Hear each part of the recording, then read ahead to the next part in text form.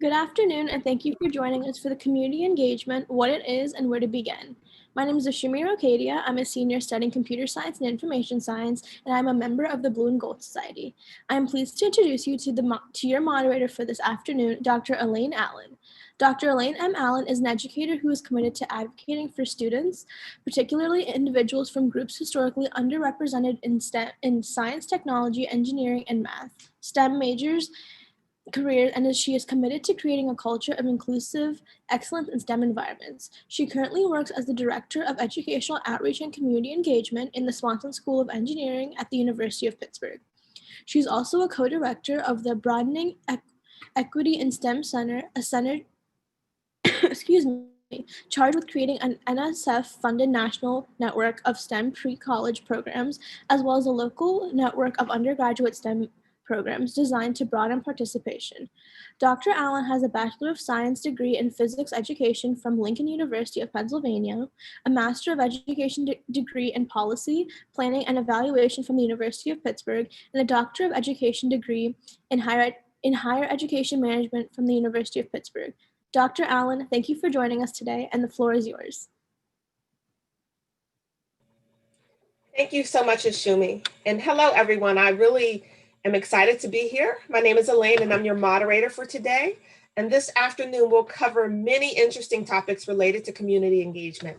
But first, let me introduce our esteemed panelists. I'm really excited to be a moderator for these women because they have just been role models and big influencers for me in my role here in the University of Pittsburgh and in the city of Pittsburgh. So our first panelist is Dr. Lena DeStilio. Lena is the Associate Vice Chancellor of Community Engagement in the Office of Community and Governmental Relations here at the University of Pittsburgh.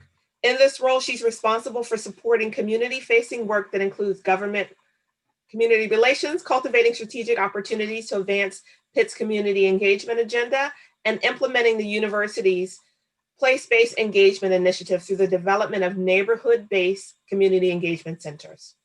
She's also a faculty member in the Swanson School, in the School of Education, which is my alma mater, and a research fellow with the Coalition of Urban and Metropolitan Universities. Lena is currently investigating the impact of place-based community engagement on community capacities. She was previously the scholar in residence directing the Campus Compacts Project on the Community Engagement Professional, a national research project staffed by 19 research fellows across the country. The Community Engagement Professional in Higher Education, a competency model for an emerging field, and the Community Engagement Professional Guidebook. Lena is pretty amazing, as you can see already. DeStilio has served as a past chair of the Board of Directors of the International Association for Research on Service Learning and Community Engagement, and is on the editorial board of the Metropolitan Universities. And so let's welcome Dr. DeStilio. Our next panelist, we have Bhavani Patel.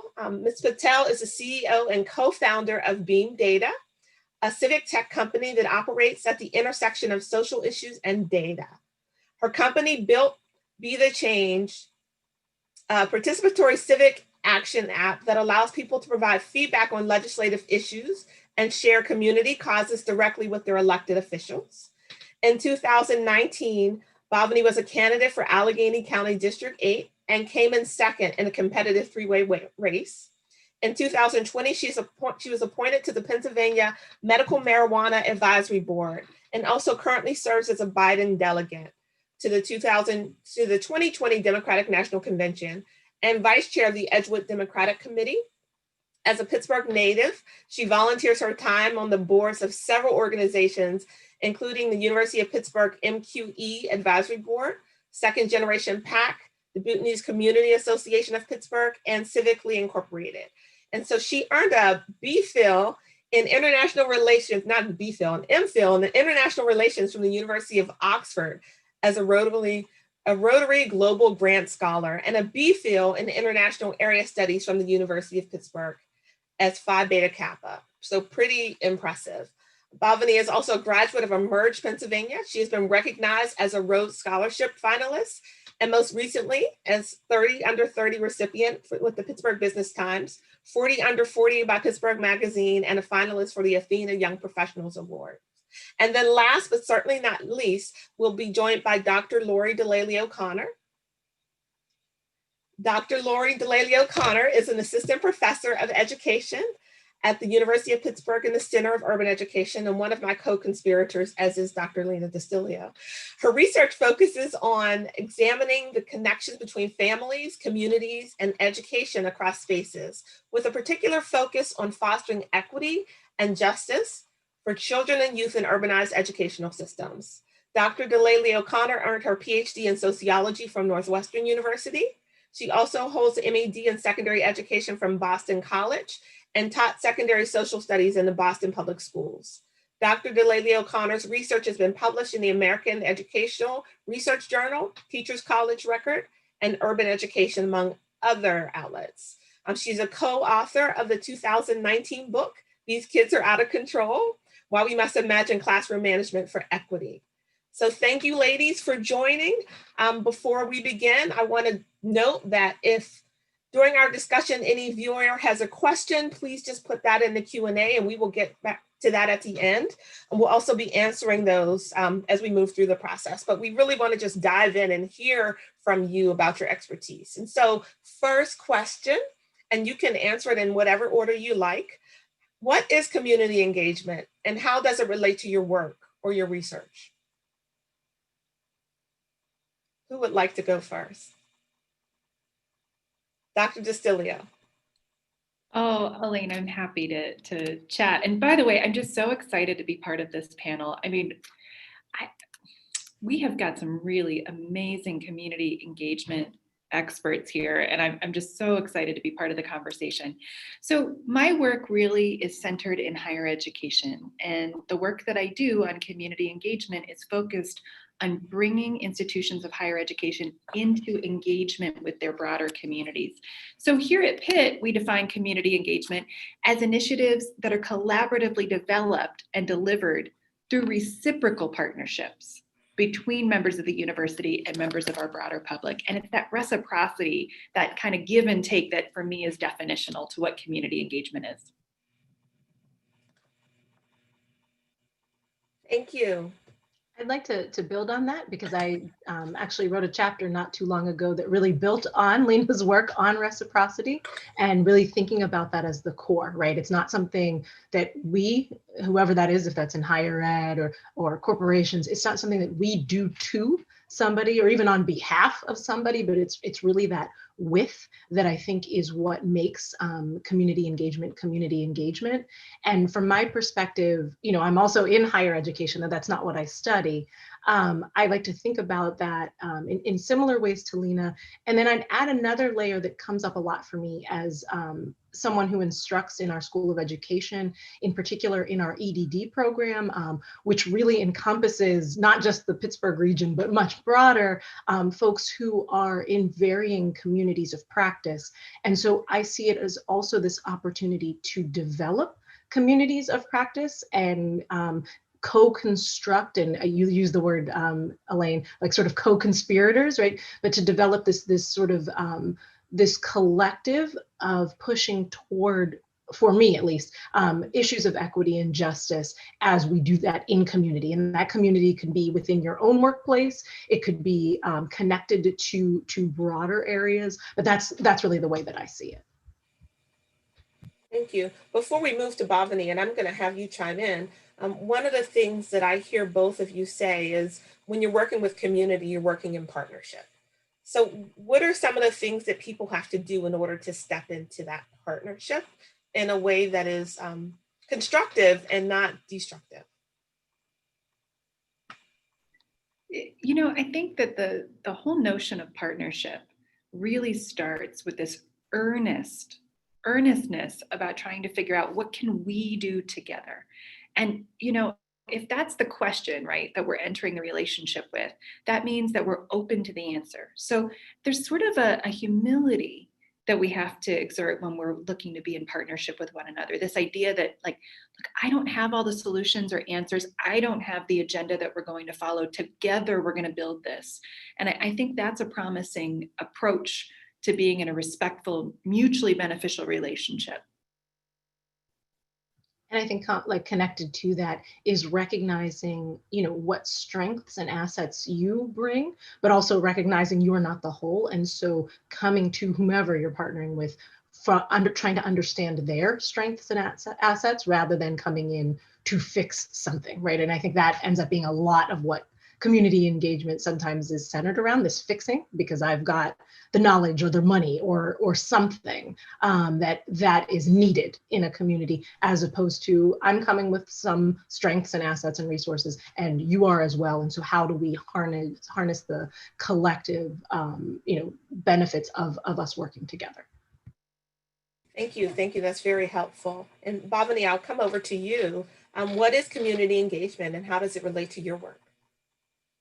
Yeah, so I think that everything that was said here is really powerful and really kind of critical to think about whenever you're trying to define what community engagement is. The sort of experience I bring to this, I guess, is having run for office and just knocking on doors and realizing that when you're trying to have those conversations and you're asking for somebody's vote, you eventually kind of get a sense that people have very real and very visceral reactions to their lived environments and how they perceive their neighborhoods.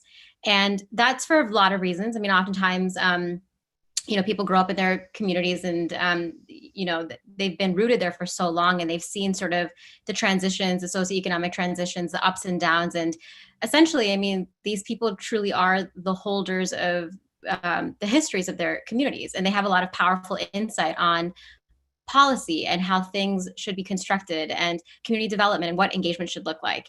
And so after I ran for office and I didn't win my race, I was incredibly inspired by those conversations and wanted to kind of explore how I could keep that momentum going, if not through elected office. And so I decided to go full time with my company. It's a civic tech startup, Beam Data. And we really started to think about how we could put some of these experiences into practice. And that's kind of where we came up with the idea, Be the Change, and thinking about, how do you build technology with people as opposed to for? How do you provide a means for people to connect with their elected officials and other decision makers, whether it's nonprofits, foundations, or sometimes even university institutions, so they can provide their feedback, unsolicited. It doesn't necessarily need to always be a survey that's being put out. If you're experiencing something in your community, there should be an avenue for you to share that information with decision makers so that you feel like your voices are being heard and that you have a seat at the table. And so that's kind of the idea that we had with Be the Change. And the sort of core philosophy really is that the people who live in their neighborhoods are the experts of those environments, and that their experiences should be centered in the decision-making process and policy-making process. Thank you. And that ties in perfectly with some of the comments about humility and approaching communities with humility and a way to learn and not be that expert. And so how have you seen that tool used? How are people responding? Yeah, so I mean, so we just launched on August 6th. That was sort of our kickoff with our pilot. We're available in the Apple App Store free of charge. Anybody can use it. And we hope to be rolling out other mediums, particularly a web-based app and an Android app soon. But people really have made it their own. I mean, in terms of just sharing community causes in the form of legislative feedback. So if there are particular bills that people really feel passionate about and they don't necessarily feel comfortable picking up that phone and having a conversation, because not everybody does, especially in the age of social media. So people have been providing feedback on how they want their elected representatives to vote on particular issues. COVID-19 has been a big thing, right? So we see a lot of data and a lot of numbers around COVID-19, right? Infection rate, thinking about, the sad number of, deaths that we've seen because of COVID-19. We see a lot of numbers thrown around in terms of economics, job loss, that sort of thing. But what about the grassroots sort of on the ground experiences of how people are experiencing COVID-19, right? How are people experiencing homelessness? How are they experiencing joblessness? Some of those things can't always be captured just through hard numbers, right? There needs to be a human voice behind that. And so people really have taken to the app to share those experiences and what their expectations are from their elected representatives. And so I think that it's really quite powerful, giving people access to a tool that that allows them to write the narratives of their own neighborhood, so that elected officials also have a sense of real-time community-generated feedback. Thank you. That sounds amazing. That really sounds amazing. I'd like to jump to our next question, really talking about on what the university is doing currently in the area of community engagement. And I am going to start with Dr. Leila OConnor on that, and then move to Dr. DeLeon. Really, you're not going to start with Lena? No. Because I know she's going to, I'm going to hit all these gaps. I mean, part of me just wants to say so much. I think of just the projects that I'm involved in and the things I hear about. And so it's exciting for me to think about even the things I'm not involved in, right? But so from my corner of the woods in some ways, in the School of Education, I think we have a lot going on at the Center for Urban Education. Certainly, I would say community engagement in various forms is just really at the core of who we are and what we do as a collective. And you can see that in, if you go, I think I shared it as one of the resources for after the webinar, but if you go to CUE's website, I mean, there are always sort of events, but they're really centered in community. And so one of the things that we, you know, I'm grateful to have to be part of that space, because lots of events happen on a university campus. And we've been very, very deliberate from the onset about making sure that our events are not on campus when we were not in a virtual environment. And so as a result, we saw a lot more outside community engagement, the educators, the community members, and students and families coming to our events to really get sort of that cutting edge understanding of what's going on in research, but applying it. I loved that Bhavani said, you know, when we think about community members as being experts and in particular holders of their own histories and stories. And so I think we've really tried to build on that and say, how can you use the resources we have here? Because we do have resources. So certainly the Center for Urban Ed is doing that kind of work. The School of Education more broadly has recently launched the Pitt Ed Justice Collective. And that has been, I think, just a wonderful set of tools. And, you know, in our virtual world right now, being able to access that as community members, as educators, as young people, varying panels and resources that are being developed. I'm part of the Shifting Power in Education project that really just launched, and that's pairing Black and Brown educators in the area with researchers, with the hopes of shifting power from, you know, a lot of times research drives the question. I think to the points Lena made, you know, like there's sometimes a tendency to come in and say, okay, here are the tools I have, and I can fix this for you, or I can show you how to look at it. And we're really looking to change the dynamic in that. And so that has a lot of community involvement. Of course, Elaine knows that I am as involved with her. I'm fortunate to get to work with her, as was mentioned in the introduction, on the B STEM Center and the STEM Push project that we are working on that's NSF funded, but really allows us not just to be in our local, right, we're in Pittsburgh community, but to be engaged with STEM pre-college programs that connect universities or institutions of higher education with communities, with the hopes really of not just getting the voice of community, but getting institutions of higher education, particularly in admissions, to be responsive to these things that we're talking about, right? To, in particular, the experience of racially minoritized young people and how they can make STEM their own in their own communities, right? That's a lot of what we hear about in terms of why young people, particularly minoritized young people, want to go into STEM. And so making those connections between higher education and communities by way of the young people in them, in those communities. And so those are just some of the ways. I love and could sing the praises of the community engagement centers all day, but I will let Lena do that. But also just that as an opportunity for faculty, for staff, for students, for alum, as Lena, I know we'll talk about more, and I've been fortunate to get to be in those spaces and learn more in those spaces. Thank you, Laurie. And Lena, can you talk about the community engagement effort here at the University of Pittsburgh, in addition to what's happening now and what's planned for future? Yeah, I'm really so proud of the University of Pittsburgh. About 6 years ago, as we were undertaking the strategic planning process to really distill the core priorities and values of the institution, strengthening communities rose to be one of our prominent pillars. And within that goal area, there has been so much work to create the on-ramps so that faculty, staff, students, our alumni, our community partners can work together to strengthen communities.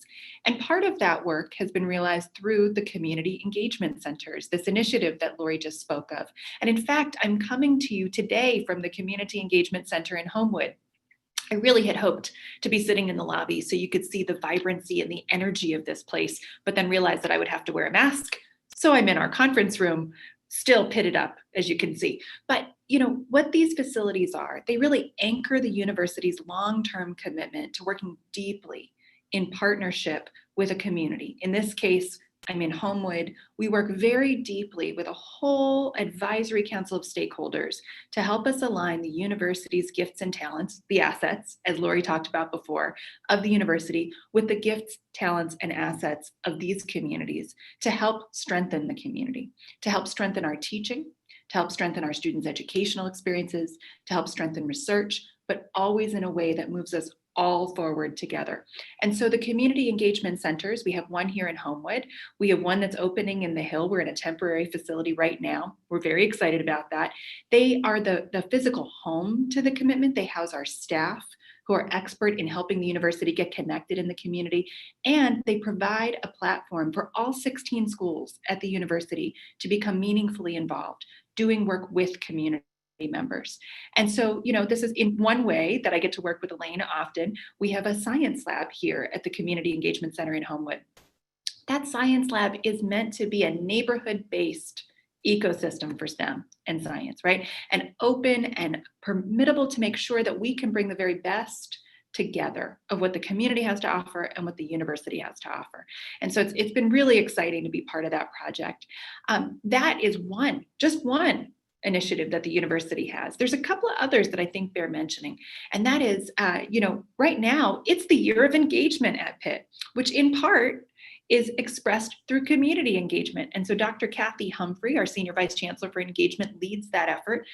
There's so much going on. Our Community Engaged Scholarship Forum will be on March 2nd of 2021. I really recommend everybody look for materials about that. We'll send some out, but we want as many of our Pitt family members to be involved in that work. And then also something that I'm really excited about. We just wrapped up Civic Action Week.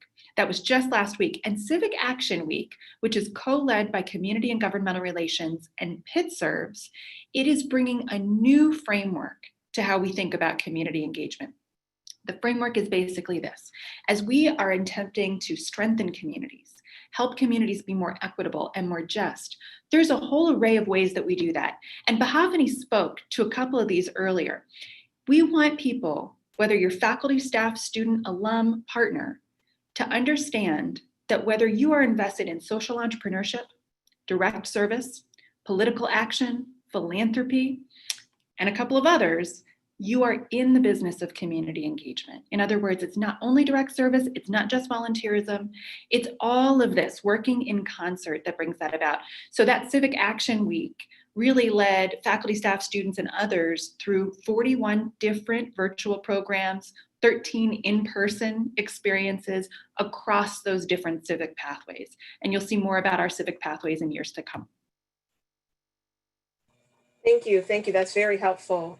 My next question, and I'm going to pitch it to Bhavani, but I want to talk a little bit about, so I'm a native Pittsburgher, born and raised, and grew up in very historical, but sometimes marginalized environments. And so I think about what are the ways that people of Pittsburgh from all different communities, what are the ways that people of Pittsburgh can get involved in their community? What are some of the steps that they can take in order to create or step into that engagement? Yeah, so I think that's a great question and very timely. So I think right off the bat, just given the environment that we're in and we're headed towards election day, I think that the first thing that you could do, which is critically important, is to get registered to vote, make a plan to vote, talk to your friends about it, engage them, and figure out, the people that you're surrounded by, what are they doing to make sure that their vote is counted. Additionally, the second thing that I would mention that's really critical and kind of very direct is exploring the opportunity of potentially being a poll worker as well, or a poll watcher. That's something that you can do via Allegheny County. Their website, also powerthepolls.com, I think also can lead you into the right direction. That's a paid position. So, you're doing your civic duties, you're staying involved, you're learning a lot, but you're also getting paid for it, which is really great. But I guess the way that I would kind of approach this question is just kind of reflecting on the pathway that I took while I was a student at Pitt. For me, I think it was really relying on the University Honors College and the Community-Based Research Fellowship. That was sort of my first exposure to how I could connect my academic experiences to what was going on in the greater Pittsburgh area. And so I worked closely with a professor to develop a research project that aligned my passions with public health and just innovation, and got funded to do this work, and then got connected to a community partner. And it was such a great way to expose community partners to the resources, the really deep resources that the University of Pittsburgh has and is willing to so generously offer. And I think it's just a really wonderful way to kind of expand learning outside of the classroom. And I think that Pitt does that so well, and the community-based research fellowship is a really wonderful way to do that. Additionally, I think something is happening in Pittsburgh that's very unique, and I think it has a lot to do with the startup innovation ecosystem.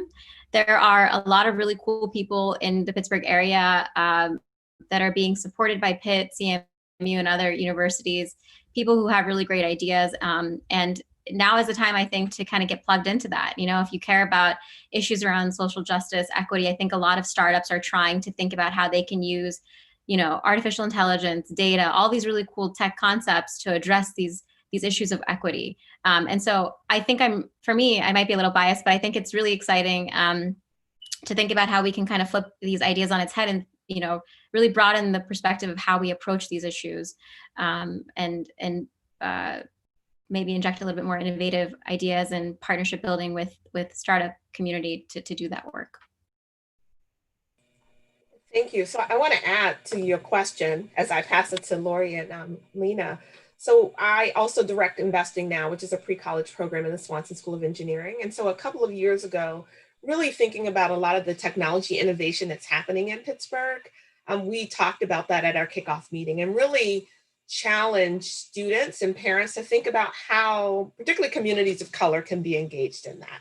And so as I think about this question in terms of how do we get engaged, what does that mean, even since you brought it up in that startup community? Like, how can Pitt students, or how can young alumni that are in the Pittsburgh area that found themselves transplanted to this area and living here really think about some of those issues in terms of engagement? And I'll give that to Bhavani and then take it over. Yes, I think a lot of it honestly kind of starts out with the basics. I mean, I'm not too far removed from when I was a student at Pitt. And one of the things that really did work for me was just to kind of have conversations with my advisors. They're incredibly excited, incredibly plugged into what's going on, because that's their job. Like, that's what they're experts at doing.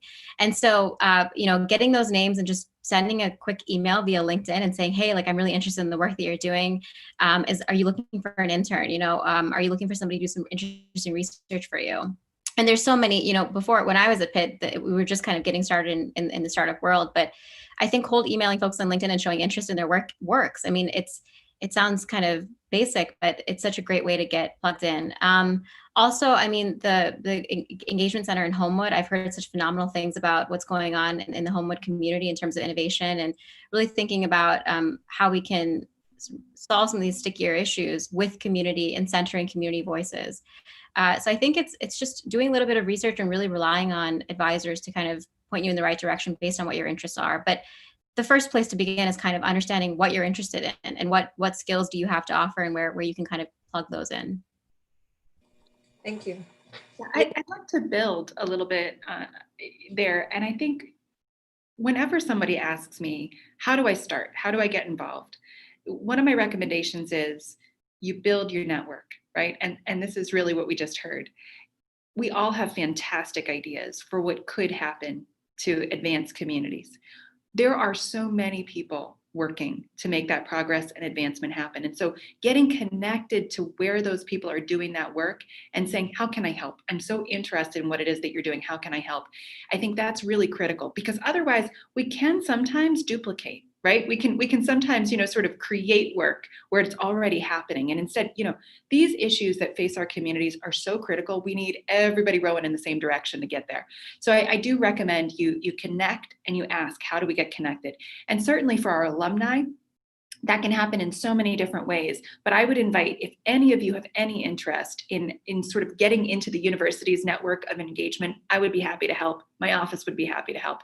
And then the second piece of that for me is really thinking about your most local community. Change is local. Change is absolutely local. And as we're thinking through the upcoming election cycle, as we're thinking about the issues that are so critical and important to us, it's really understanding, how does political change happen in my most local community and how do I support that? And not being afraid to step into that conversation and say, okay, let me figure out what this plays out like on my street, on my block, in my county, and really getting involved in that way. So those are two really concrete avenues for involvement to start off with. Thank you. Laurie?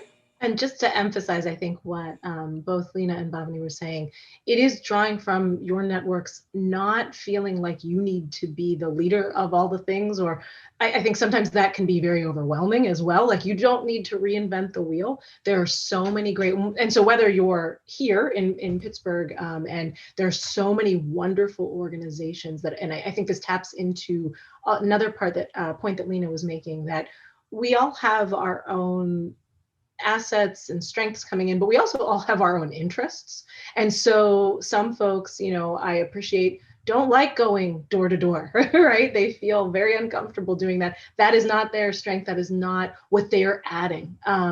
But they do have another skill, right? Maybe it's programming, maybe it's grant writing. One of the things other people right now too feel more comfortable, or are, for health reasons, more able to be in person right now, and other people must be virtual. So all of those different interests, but also constraints, there's something for you to do, right? I mean, I think that becomes it. So it's tapping into your network, reaching out in terms of that, and then just figuring out, even if you only have a little bit of time, what is the thing that I can do? One of the things that I appreciated that the university did right after we sort of moved to the more flexible posture that we were in as a response to COVID.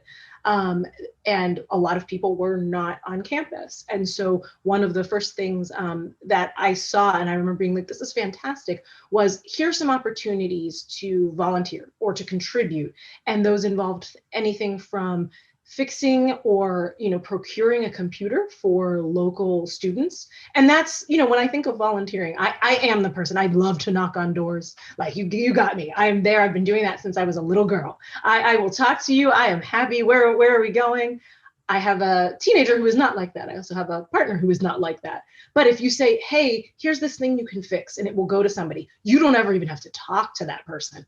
They're like, great, how can I help? So I think it's finding those different ways of engaging, but the university already has systems set up, as Lena was talking about, in particular, her office, the structures that are already set up in the CEC, and then to say, well, what can I contribute? And I think that makes it seem less daunting as well, because it's not like, okay, well, this is now becoming my new full-time job. It's maybe I do this one Saturday a week, or maybe I'm doing this from home. Maybe I'm making phone calls to support community members. Maybe, you also mentioned philanthropy. Maybe I'm donating to support this because right now I know I can't be there. So I think that it's first thinking about what is the pathway that I'd like to explore, and then seeing what's already out there as a critical part.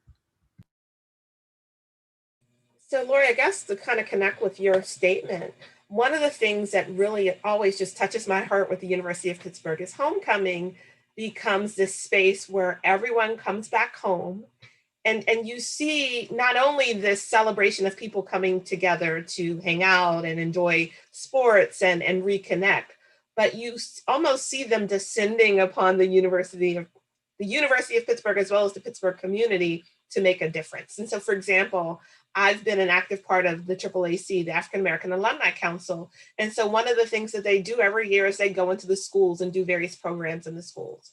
So as people are returning to campus virtually for homecoming and thinking about how can I share with, work alongside, impact the Pittsburgh and the Pitt community, do you three have any suggestions on some of the things they can do in that process?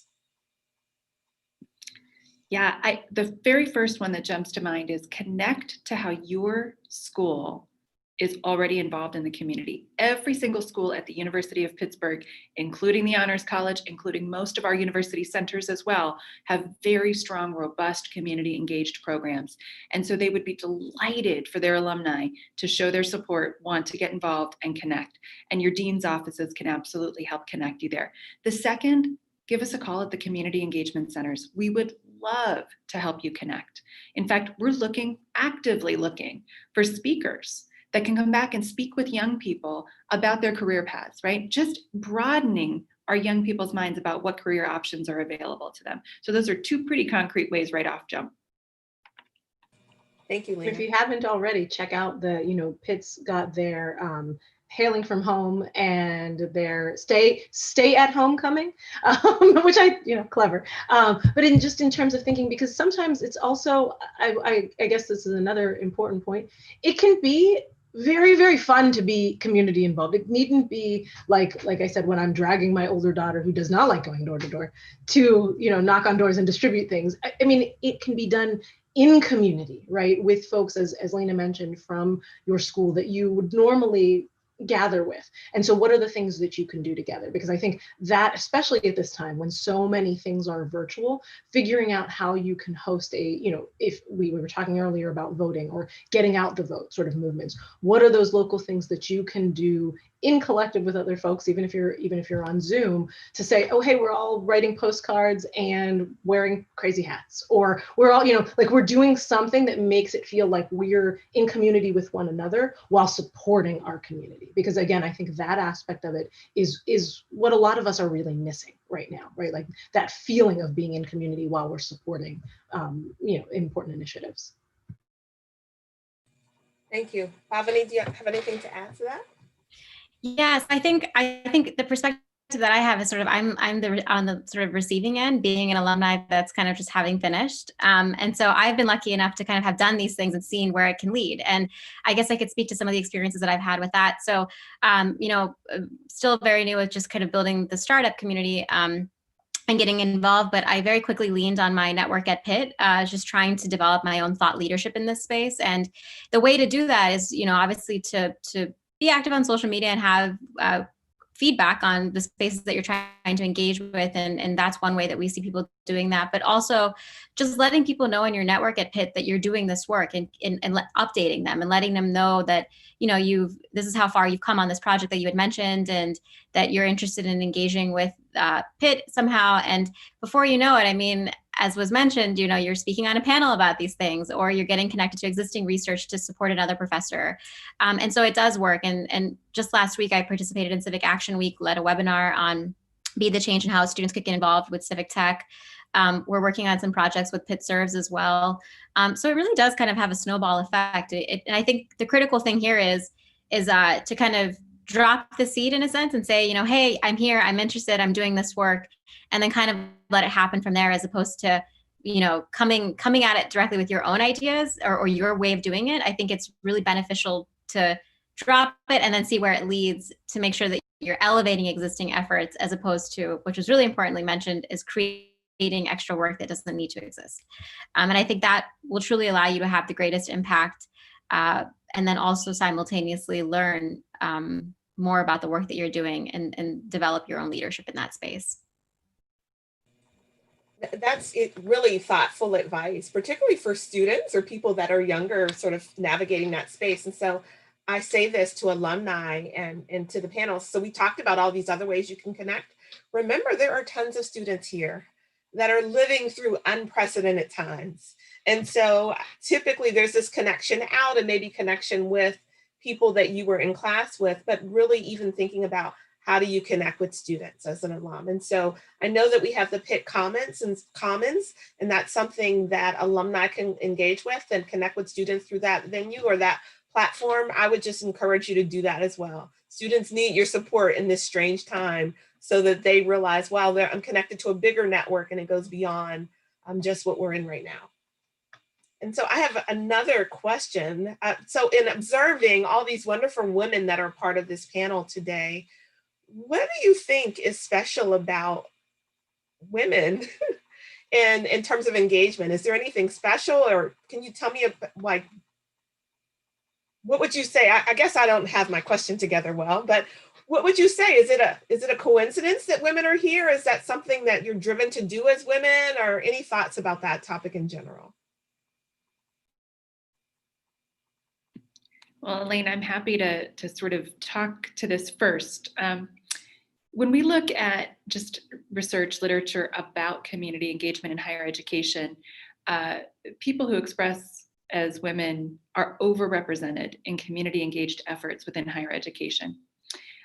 There's some data that tell us that even within the grade school and high school years, that's true as well. Here's the thing.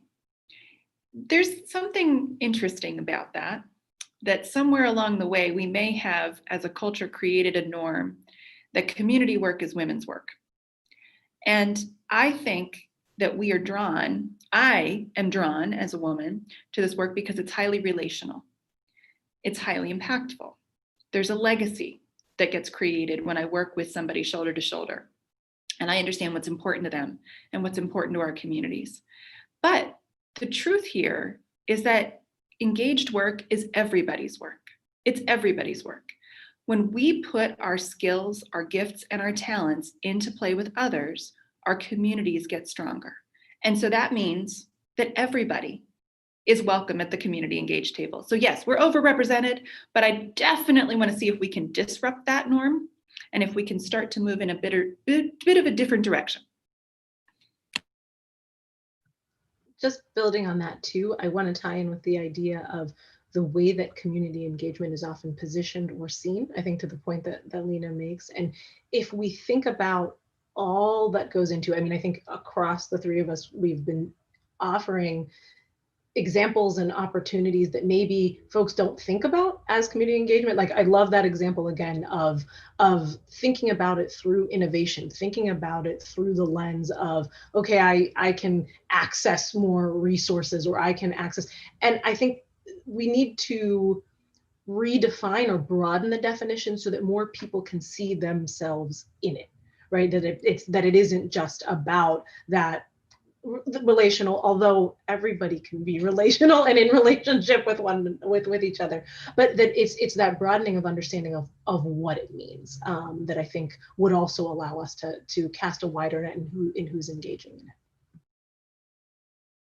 Yeah, I think broadening what it means is absolutely critical, and I think that's been my approach. I mean, I kind of started by doing a lot of volunteer work while I was at Pitt, working with nonprofit organizations, getting a deeper sense of what are some of the challenges and issues in certain communities, and what are some of the challenges with how some of these organizations are oftentimes structured, and kind of getting back to this issue of creating more work than actually having impact. How are we actually assessing impact?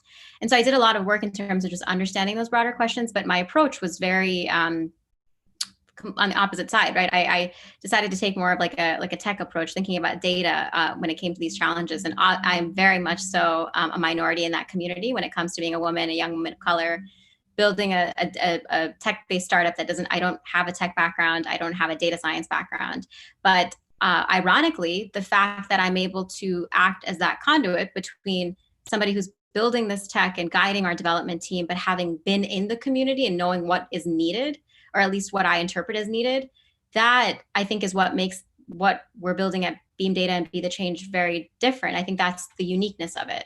And so it's because we were able to broaden the definition. But I will say this, it's been incredibly challenging. It's very hard. We're still dealing with a lot of different issues when it comes to women and women in tech and being taken seriously and funding access and things like that.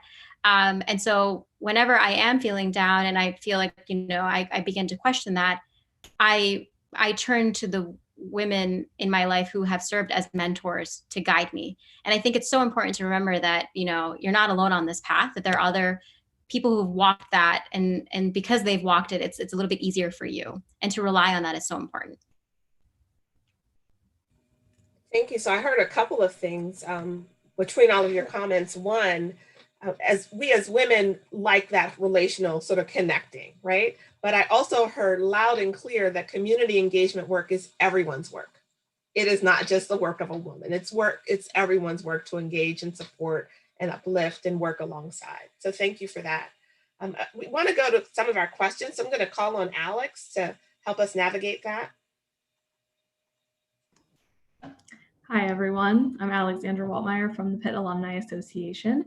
So we have a couple of questions that have come in. Please feel free to use the Q&A function if you have a question for our panelists today. The first one I'm going to ask, but I understand that you guys might not have the answer. And so if you don't, I will make sure that we get the answer for this person. So Brent asked, in light of Hispanic Heritage Month, are there any bilingual programs to engage Latino high school students that Pitt is involved in? It's okay if you don't know. So I know that the Society of Hispanic Professional Engineers, which is a student organization in the Swanson School of Engineering, they've done outreach projects working with bilingual high school students onto some different, or we've done a couple of things, brought students to campus, and then that worked so-so, and then gone out to organizations. In terms of this year, I don't know what some of the things are that have happened.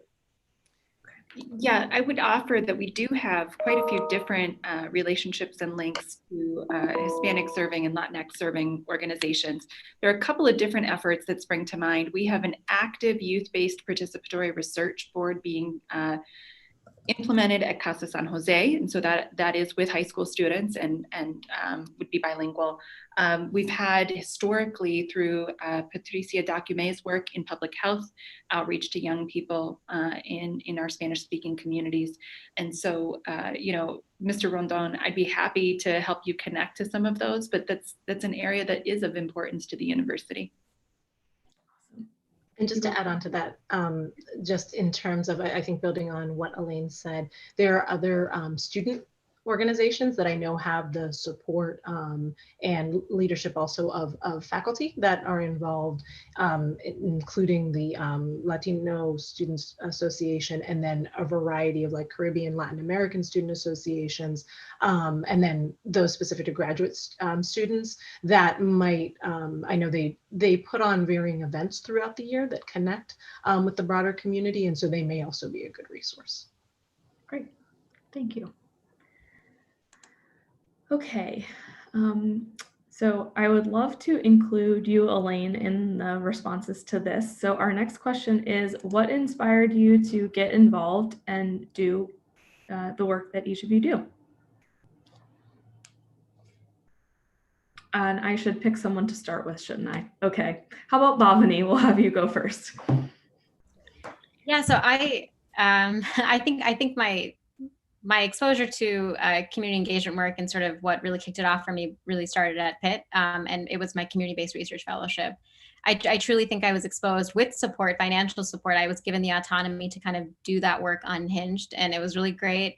Got a lot of support, and it actually catapulted me to do a lot of study abroad work in Tanzania. And I realized that I somehow wanted to make this a consistent theme in the work that I do as I get older and build my professional career. And eventually, I think that that's really what inspired me to run for office too, because doing that community engagement work, I learned a lot, and it sort of allowed me to formulate my own vision for what I imagine my community to look like. And so I guess that's important, right? Knowing what you believe in and being able to start carving out that vision at a young age. That started at Pitt for me.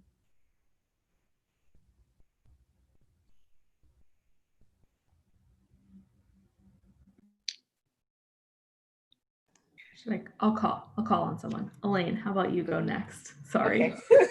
Then we'll go Lena and Laurie. That's the order on my computer. And Okay. I will make sure to be better about this next time. Thank you. So in being from Pittsburgh, I think a lot of the opportunities that I had to develop academically, to develop personally, came from people in the community, came from pre-college experiences, came from mentors in the community, mentors of a variety of different backgrounds. And so I realized that they invested in me so that I can invest in others. And so that really motivates my drive to make sure I'm helping people that come after me do better than I have. And so that's really my commitment to community. I remember I worked for Upward Bound one summer. So when I started off at school, I started off as a an engineering major. So I was an engineering major. And then one summer I worked for Upward Bound and watched the students blossom over the course of the summer. And then that just changed me. I went back and figured out how I could change my major and throw what I was doing to the side and move into another direction. And so that really just made a difference for me. So I am a first generation college student. And when I got into college, it was a super weird experience. I didn't expect to get there. I ended up there and I found myself in a place that was super different than the community that I had come up in. And I really puzzled with how I connected to college and how communities connect to college. And it has driven me ever since. I worked in access initiatives, right? How do kids that aren't going to typically go to college, how do they get connected into higher education? How do we make it accessible? How do we make it inclusive? Probably because that's what I wanted and needed when I was a college student. And that grew to how do we make it inclusive for our broader communities? How do we, how are we in right relationship with each other? So that's really what drives me. And just to round us out, I would say in some ways, I grew up very much doing it. So a lot of the things I now force my children to do, I was doing sort of at my father's knee when I was younger. So things such as canvassing, I remember doing that as a very young child, going door to door and learning the value of being civically engaged from a very, very young age. My family was very actively involved in the union, in the labor movement. And so marching on picket lines and figuring out what we could do for sort of mutual aid, that was just very much instilled in me as a little girl. I was just telling my 13-year-old that when I turned 18, the first thing I got for my birthday was a voter registration, and that my dad used to send those to me when I was in college. But I think that for me sort of transformed. So like Lena, I was first generation in college, and that experience was weird.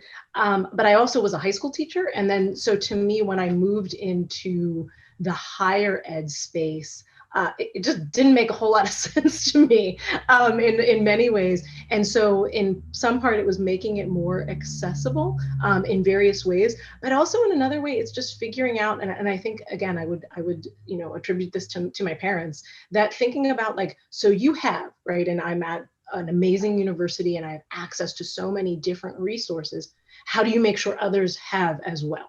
Right? And how do you make sure that those resources aren't just about making you or your career or your family, but for others, particularly those in the immediate vicinity? And so that sort of place-based element, right? Like, how do you improve your own community or communities? And so I think, to me, that becomes at the core of my research, but also of my teaching, and also just the ways I engage with folks. Great, thank you for all of that. Elaine, I graduated from Pitt with a degree from the School of Health and Rehabilitation Sciences, so no worries. I totally understand you on the transition to more people-focused and relational work. It's fun. Also, Elaine, Val and Jai joined us today, and she put in the questions what's really a comment and just noted that Elaine has been involved in the community since her birth and has really inspired her students and encouraged their involvement. So I felt like that was worth passing along, and I know that Val is right.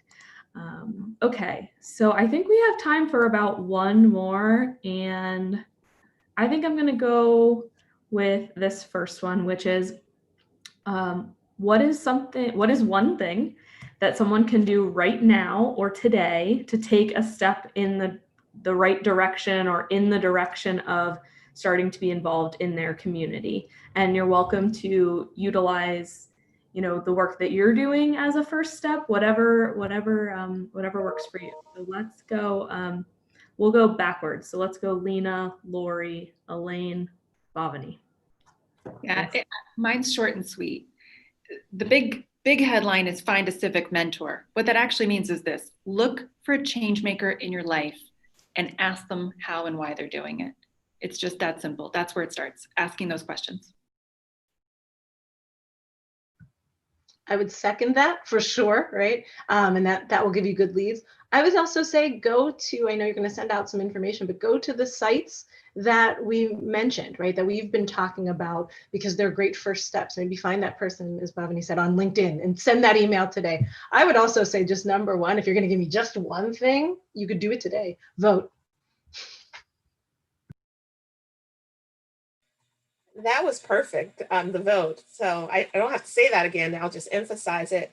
And then what I'll say is look for that person who appears to be left out, not at the table, not a part of the equation, and intentionally go after them.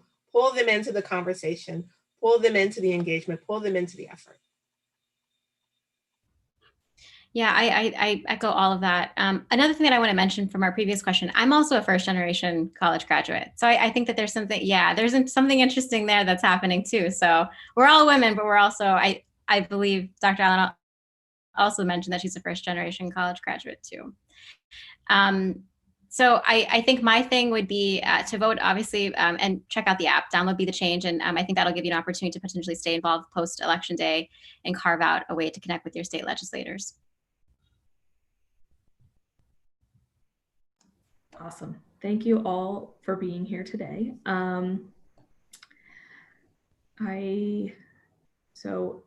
Thank you for your wonderful and thoughtful answers to the questions that we had prepared, to the conversation with Dr. Allen as our moderator, to the answers to our participants.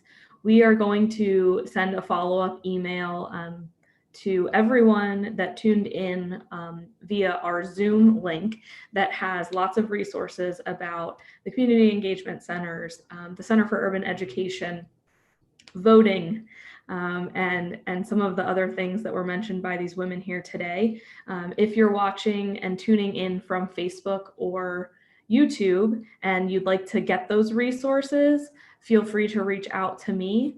There is not an easy way for me to tell. So my email is A as in apple, M as in Mary, W as in watermelon, 282@pitt.edu. And I will be happy to put you on that email to get you that information. Jessica, can you, yep, there we go.